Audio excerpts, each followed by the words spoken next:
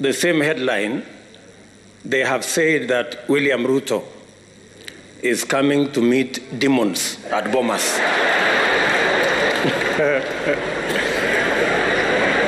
Now, I am asking myself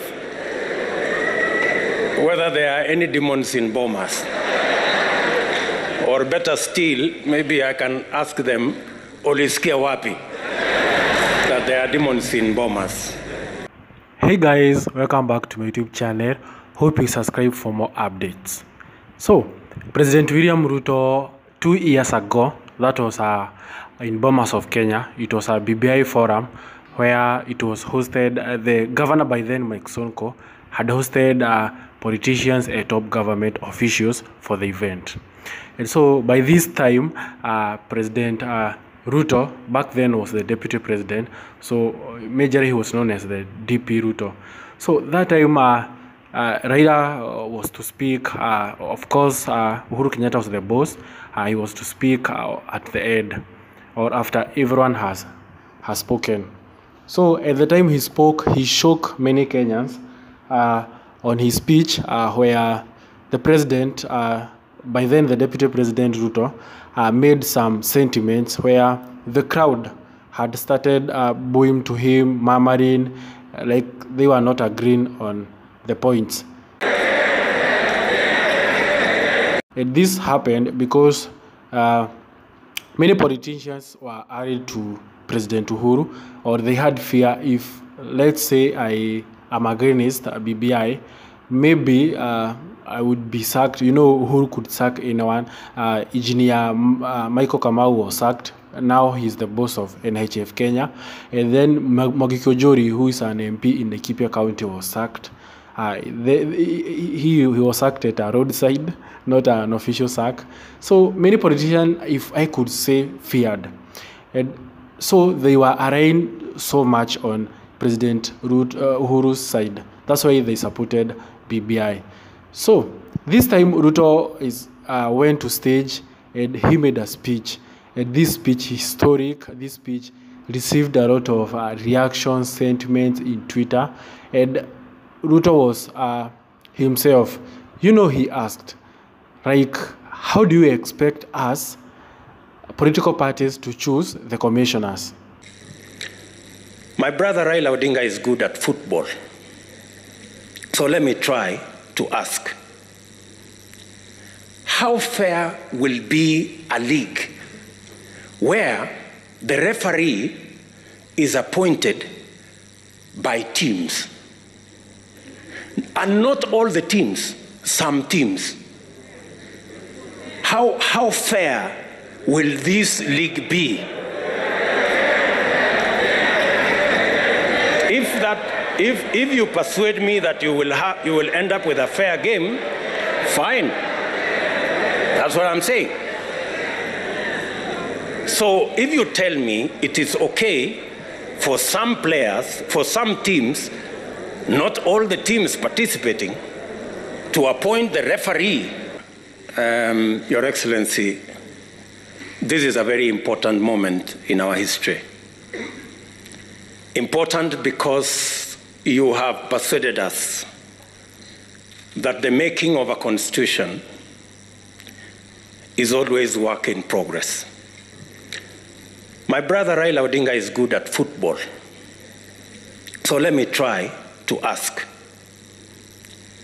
how fair will be a league where the referee is appointed by teams? And not all the teams, some teams.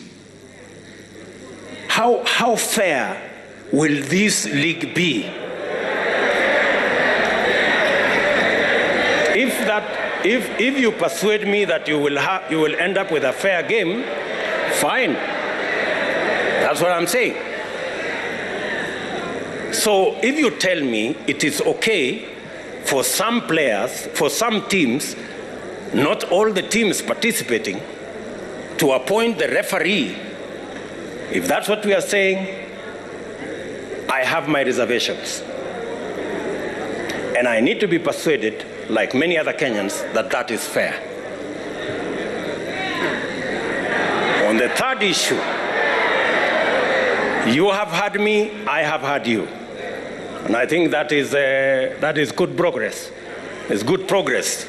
You've heard me, and I have heard you. You think it's fair? I have a different opinion. Maybe we will find a meeting ground somewhere.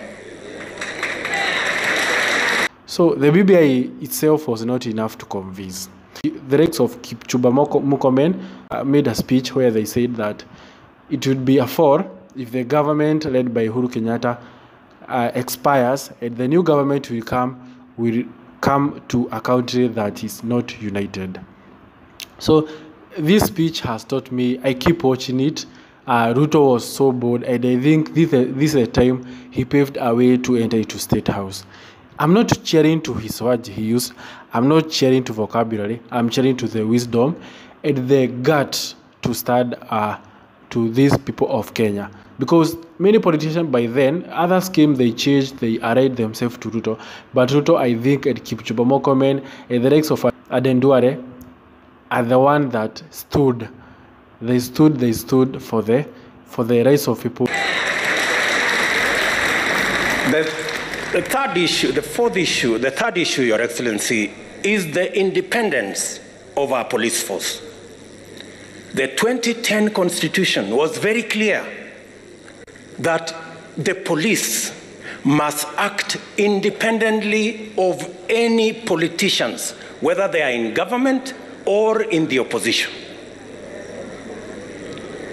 To recommend that we will have a police council chaired by a CS is actually a derogation from the independence of the police. And I want to ask you, we must be careful on where we are going.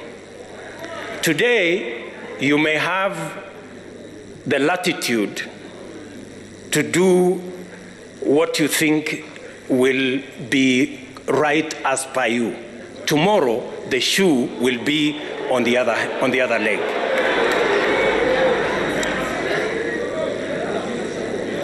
On matters to do with devolution,